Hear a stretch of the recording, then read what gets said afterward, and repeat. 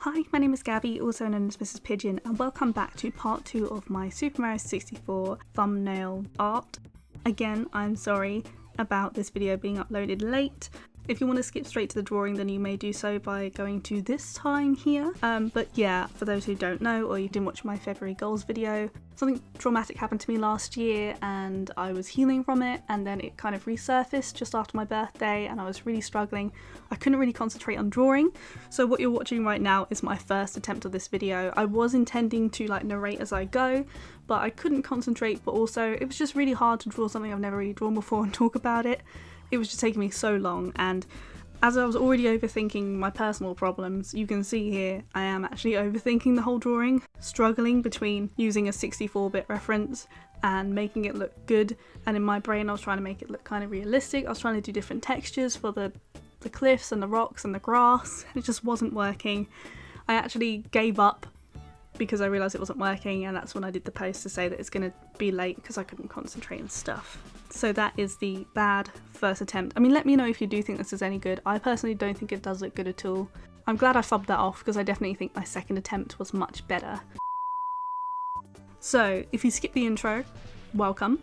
Feel free, by the way, to mute this video and listen to your own music so you don't have to listen to my grating voice as I talk over this. So I went for a much better approach this time. I actually looked up cartoonists on YouTube and their videos on how to draw backgrounds. I watched Lavender Town, I actually watched Only NG. And one of the things I saw people do is use this perspective thing where they draw all these lines, which at first I thought, whoa. And I didn't use it too much because obviously it is only a cartoon.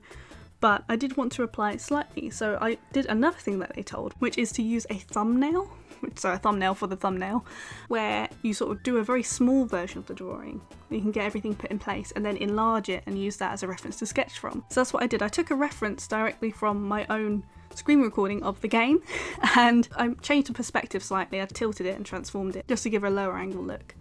Then I did the guidelines over the top and then used the guidelines to make the thumbnail, used the thumbnail to make the sketch. That definitely made it a bit easier.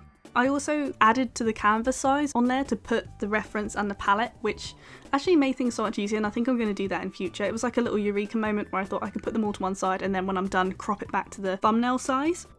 And then over this main sketch, I actually planned to do 3 layers, a foreground, middle ground and background, but I forgot all about that when it got to the line art. The reason why I wanted to do different layers was so I could do different thicknesses of pens, but yeah, I forgot about it and it went straight out the window. Later on in this video you see where I've realised it and tried to correct it, which was fun.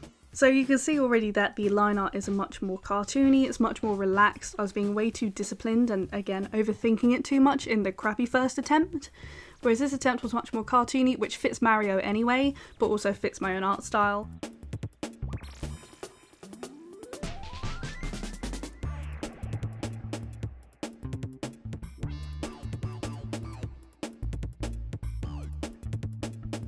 And then I took the colour references for the palette straight from the reference image, which also worked out in my favour. I then coloured the drawing with flat lines on a separate layer, and I even used some of Medibang's own brushes to do a stony floor as I really wasn't sure how to draw it. Now you can see where I'm correcting the thickness of the lines. That's where I realised, oh god, I forgot to do that. So I actually added a clipping layer on top, and then I coloured over the foreground lines, then the middle ground lines, then the chain chomp line, and the background, so that I could then separate them all onto other layers and then fiddle around with the thickness. So once I made the background lines small, there were lots of gaps in it and it looked a bit odd, so I had to go over some of them, correct them a bit more with additional lines. And then I had the most tedious job of correcting the flat line layer and making them, connect to the line art again. That whole line and colour correction took about an hour. If I'd just done it right in the first place, this video would have been done so much quicker. I then added another layer to the background and made it white to create this depth of field effect and to draw more attention to the middle ground. Then I added a lighter gradient to the middle ground, again just to make, the whole place look more horizon-ish.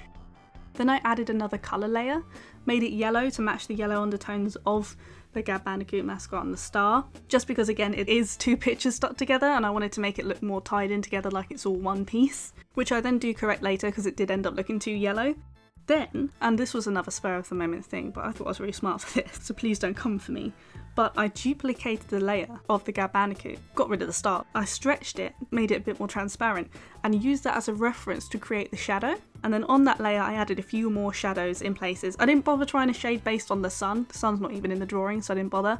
But because the character and the star are the main focal point of the thumbnail, the star is the source of light. And I didn't work too much on the shadows because, again, the background is just the background. Then I started adding blurs.